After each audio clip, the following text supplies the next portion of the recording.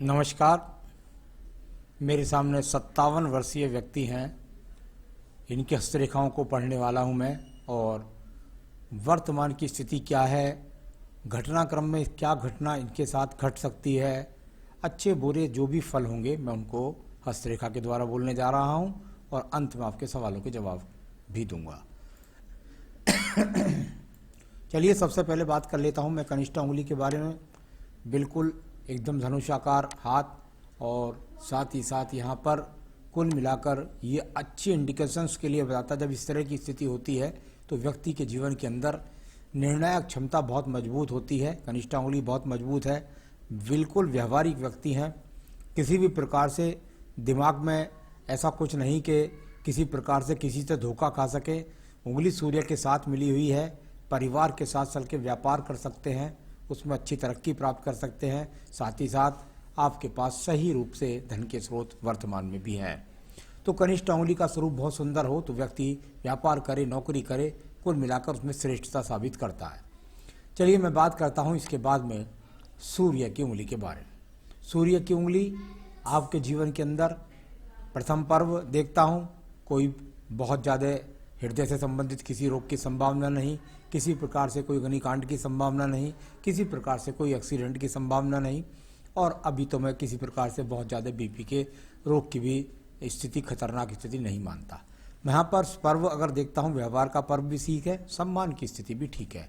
बीच में शनि और सूर्य की उंगली के बीच का ये गैप है, मुझको लगता है शायद अगर आप थोड़ा सा उंगलियों को प्रयास करेंगे तो ये आपस में मिल जाएगी, परंतु फिर भी यदि हल्का सा ही रह जाता है तो थोड़ा सावधानी बरतें। पारिवारिक स्थितियों में कुछ लेन देन के में कुछ हो सकता है कि आपको किसी भी तरीके का धोखा मिल सके। साथ ही साथ व्यक्ति का हो सकता है कि माता पिता, दो भाइयों की वजह से उनमें से कुछ सेवा आप उनकी ज़्यादा पिता की ना कर पाएँ। चलिए अब बात करता हूँ मैं यहाँ पर शनि की उंगली के बारे में। शनि की उंगली और इसके सेकंड पर्व पर ज़्यादा खड़ी रेखाएं ना मिलना, ये बहुत अच्छा, खराब योग तो नहीं है लेकिन बहुत अच्छा योग का मतलब जब मैं कहता हूँ तो स्पीड ऑफ मनी कहता हूँ उसको मैं। तो कुल मिलाकर जो स्पीड है धन की वो ठीक ठाक है। यहाँ पर किसी प्रकार का ऐसा कोई इंडिकेशंस नहीं दिखलाई पड़ता जिसके द्वारा मैं ये कह सकूँ कि धन के आग पर आगमन नहीं है। साथ ही साथ सबसे अच्छी बात है कि रोग की संभावनाओं में हल्का सा मुझे चिन्ह नज़र आता है, कुछ ना कुछ रोग का प्रवेश हो गया, उसकी दवाई खा रहे हैं आप तो कोई बात नहीं, कोई बड़ा रोग वो नहीं देगा आपको। यहाँ पर बृहस्पति की उंगली को देखिएगा, संतान सुख की बिल्कुल पूरी को पूरा पर्व ठीक है। यहाँ पर साथ ही साथ पत्नी का सुख सहयोग पूरी तरीके से है, मानसिक स्थिति पूरी तरीके से एकदम मजबूत है, और ईश्वर की भक्ति भी आप करने वाले व्यक्ति हैं। अब बात करता हूँ मैं यहाँ पर आपके बुध पर्व के बारे में।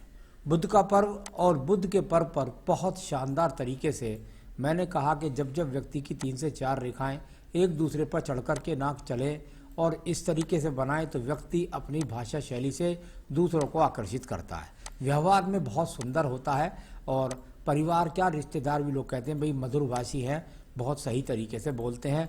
साथ ही साथ धन के अच्छे आगमन निरंतर आपके जीवन में किसी न किसी माध्यम से आजीवन बने रहेंगे अगर ये रेखा इसी प्रकार से रहती है, इनको कोई माइनस रेखा नहीं काटती है। तो अब बात करता हूँ यहाँ पर सूर्य के पर्व की। सूर्य का पर्व और बहुत शानदार रेखाएं आपके जीवन में जाकर पर्व पर जाकर आखिर में 2 मुखी हो गई हैं। ये इस प्रकार से रेखा से और फिर एक शाखा निकल करके 2 मुखी लास्ट में हो जाना, यानी व्यक्ति अगर चाहे तो अपने जीवन में राज्य सरकार की नौकरी करे और राज्य सरकार की नौकरी से लाभ प्राप्त करे, या अपने जीवन में राजनीतिक क्षेत्र से संबंधित लोगों से भी अच्छी जानकारी रखता है, और कुल मिलाकर जीवन के अंदर अगर मैं कहूँ तो जो अग्नि क्षेत्र के कार्यक्रम होते हैं उनसे भी व्यक्ति को लाभ की प्राप्ति होती है, अच्छा सम्मान प्राप्त होता है, पिता का सुख सहयोग भी प्राप्त होता है। चलिए मैं बात करता हूँ इसके बाद में आपके पर्व की, और वो है आपका धन का पर्व। और धन का पर्व पर और 57 साल की एज हो तो ये रेखाएं अवश्य बन जानी चाहिए। यहाँ पर अगर ये देखता हूँ तो ये अगर आप इंक लगा के भेजते तो ये भी गहराई रेखा के रूप में आई। ये वो रेखाएं जो आपके जीवन में निश्चित रूप से आपको संपत्ति सहित करोड़ों का मालिक बनाएंगी, यानी आप भाग्यहीन व्यक्ति नहीं हैं, आपका भाग्य आपका साथ वर्तमान में भी दे रहा है।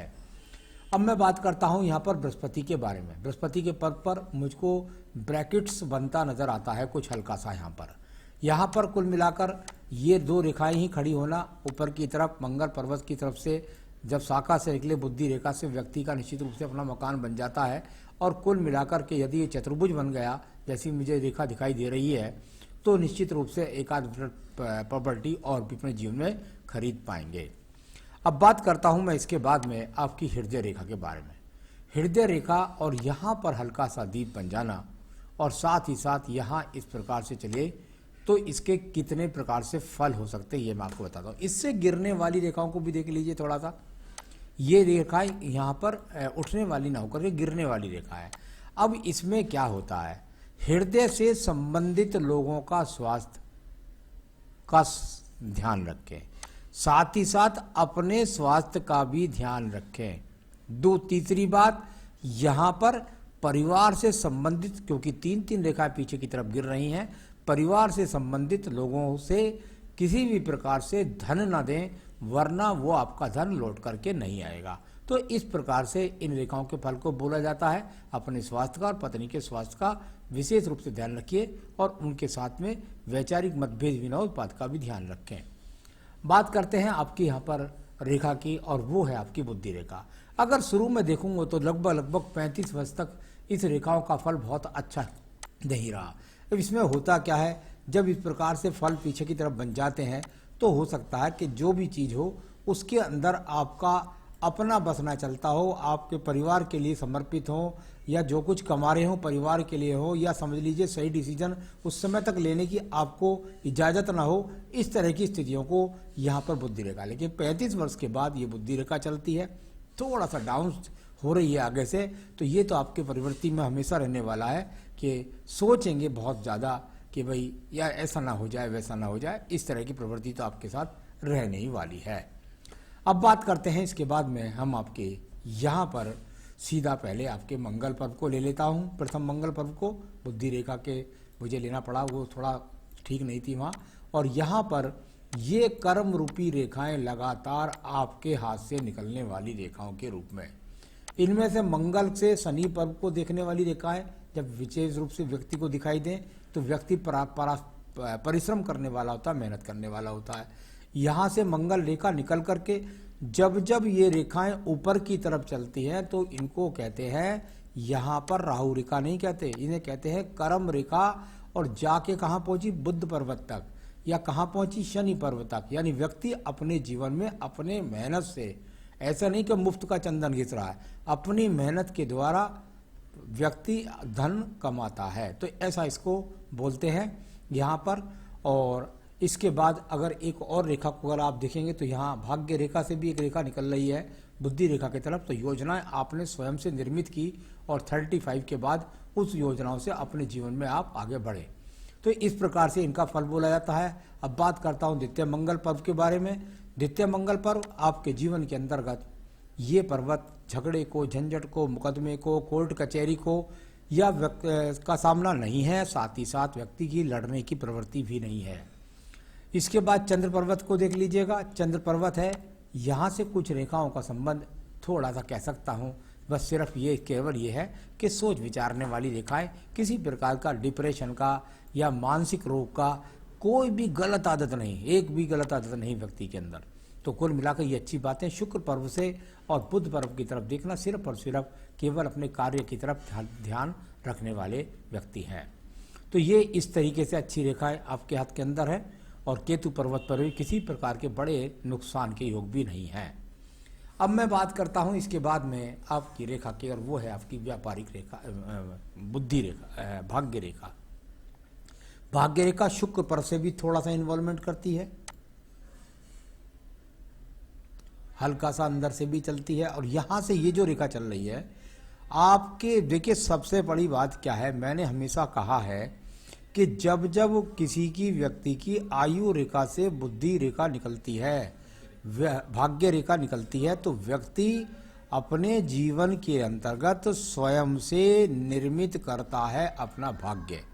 ऐसा नहीं है कि जो भी पीछे से चला आ रहा है या जो भी अपने जीवन में कुछ भी हो रहा है उसके लिए आपका स्वयं का जो बल है, जो मेहनत है, जो कर्म है, उसके द्वारा सिद्ध करने वाली ये भाग्य रेखा। और लगातार जब चली है तो उसके बाद रुकी नहीं है। हाँ ठीक है, मैं मानता हूँ कि थोड़ा बहुत जीवन में बीच बीच में राहु रेखा हमने काटा है तो थोड़ा बहुत उतार चढ़ाव का सामना होगा, लेकिन यहाँ मैं देखूँ तो इसको आपके जीवन के अंदर ये जो रेखा सेकंड वाली गई है, इसका यदि मैं गुणित करता हूँ तो ये लगभग ऐसा हो सकता है कि आपके जीवन में 38 से 40वें वर्ष हो। यहाँ के बाद फिर आपने पीछे मुड़कर नहीं देखा और आगत लगातार आप आगे बढ़ते जा रहे हैं।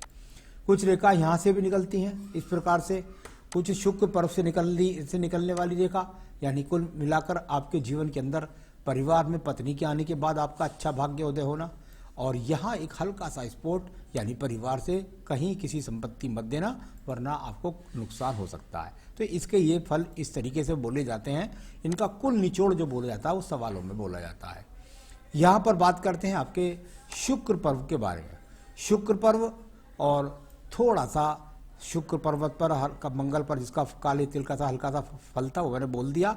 यहाँ पर मुझे कोई संसाधनों की विशेष कमी नहीं लगती।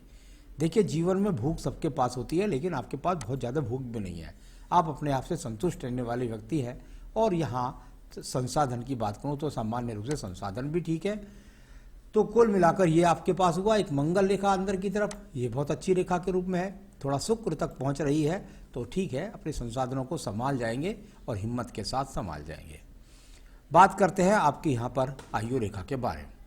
आयु रेखा और यहाँ जाकर के पितृपक्ष के पास जाकर लगभग मिली, इसका मतलब हुआ कि परिवार से भी सपोर्ट और साथ ही साथ आपके जीवन के अंतर्गत आयु रेखा मणिबंध के आसपास तक लगभग मैं कह सकता हूँ, क्योंकि ठीक ठाक पर्व है चौड़ा ये आयु रेखा के हिसाब से, तो यहाँ लगभग कह सकते हैं 78 से 80 वर्ष के आसपास, तो आयु रेखा भी यहाँ पर ठीक है। तो इस तरीके से तो ये पढ़ा जाता है हाथ। और इसके बाद फलों के लिए थोड़ा चलिए चलते हैं, और सवाल है आपका, जिंदगी अब आखिर तक कैसी गुजरेगी। मैं तो कई चीज़ों को देखता हूँ, एक देखता हूँ बुद्धि रेखा को, क्या बुद्धि ठीक है। बुद्धि में कुछ ऐसा है कि आप सोचते बहुत ज़्यादा हैं कि ऐसा हो जाएगा वैसा होगा, कुछ नहीं होगा। तो ये प्रवृत्ति आपको जीवन में परेशान करने वाली है, इस पर थोड़ा सा काबू रखिए, प्राणायाम करिए, रेगुलर मेडिसिन कोई अगर लगती है तो उसे खाते रहिएगा।